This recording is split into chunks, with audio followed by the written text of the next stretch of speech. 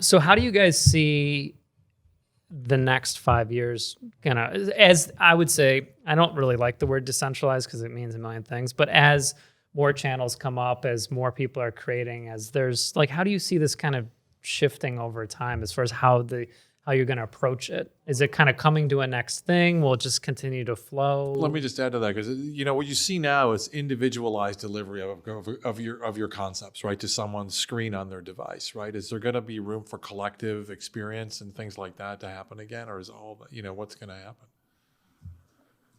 What's that Chuck Klosterman stat that you like to repeat about?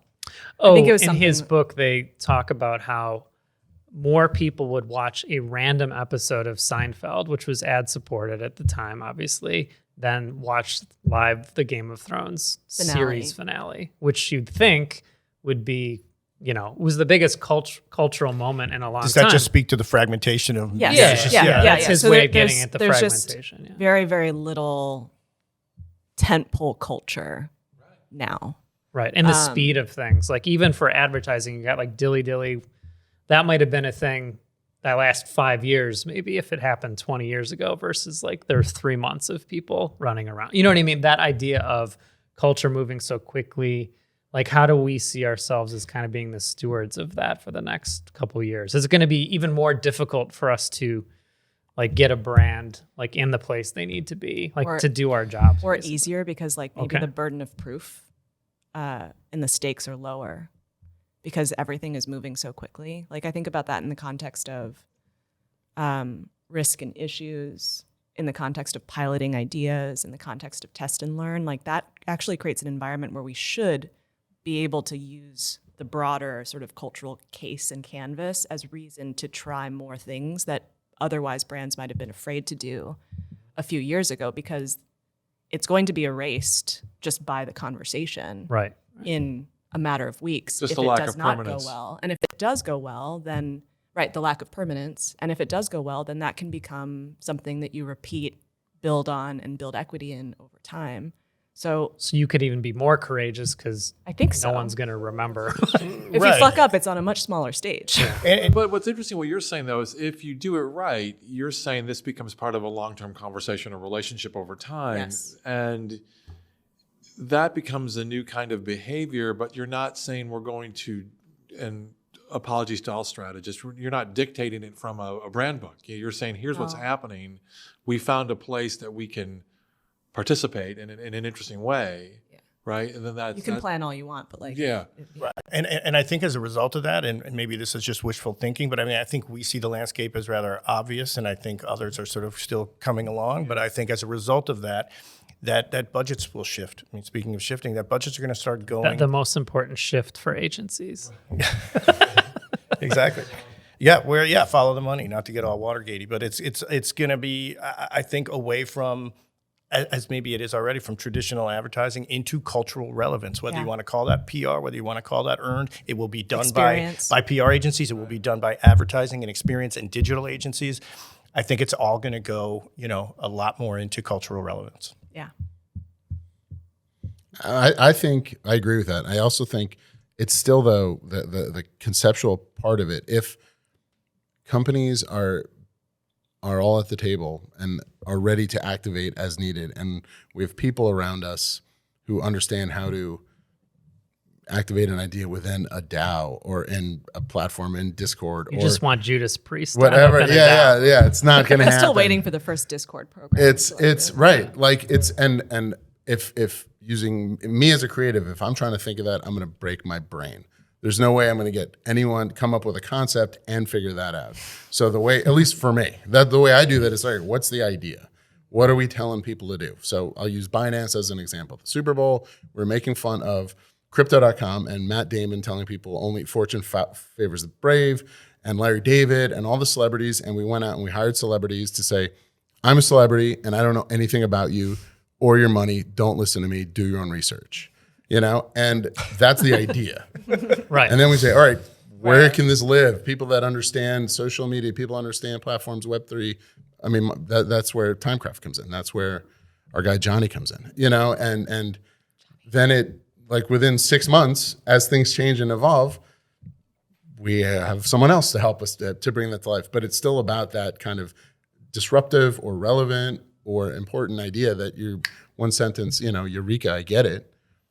And where it goes, I think, is what's going to change the most. And the more people are at the table, the more CMOs are like, oh, okay, we got to put more money over there tomorrow. Let's do it.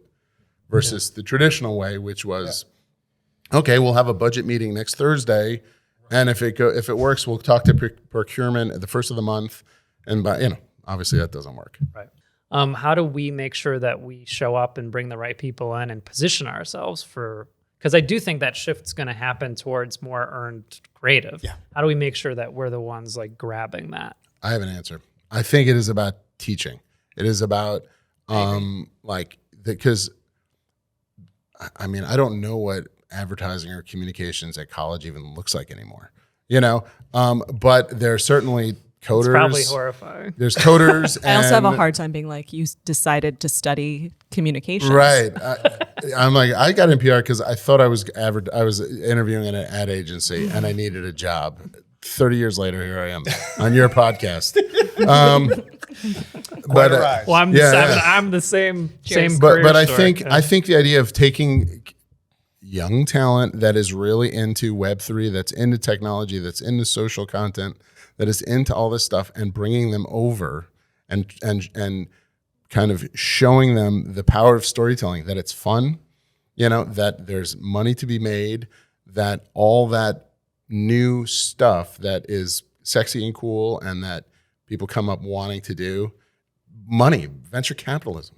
You know what I mean? There's going to be, the company we're talking about, Airbnb and Binance, these companies were not around that long ago. We're talking about new companies. That's so basically what I'm saying is taking young talent that is interested in these new things and teaching them and showing them how you can work for McDonald's and still be able to fulfill all that kind of new stuff that you're really interested in. And it's up to individuals. It's not up to systems. So whether it's Weber or Honeymoon, it's about the people, not about our training program or our, the kind of company mandated stuff. So that's my opinion. I think that's great. I think part two of that is, even if we did have that, because I think we have a lot of great talent that has come from all sorts of sources, is just merchandising internally better what we do to our clients and just sort of pitching them on a weekly, monthly basis as to, this is what earned is, this is what we are capable of doing, here are things we've done for other clients, and then hoping that the evolution we've all talked about and that fluidity starts to evolve at the client level. Bring it home. I have one more thing to add, and it's a very simple thing that I think we could all action immediately, which is like, anytime you go into a room with a client, bring a wild card. Bring a wild card idea, a wild card person, someone you don't know what they're going to say next. First of all, it makes it interesting. What we do should be. That's why I partnered with Rick. Second, that's great.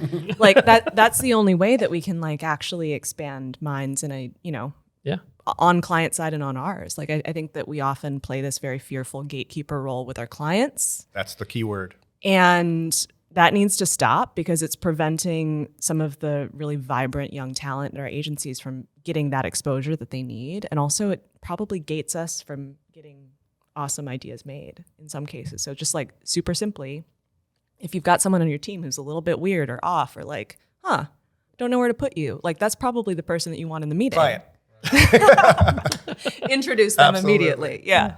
So we should be doing that a lot more.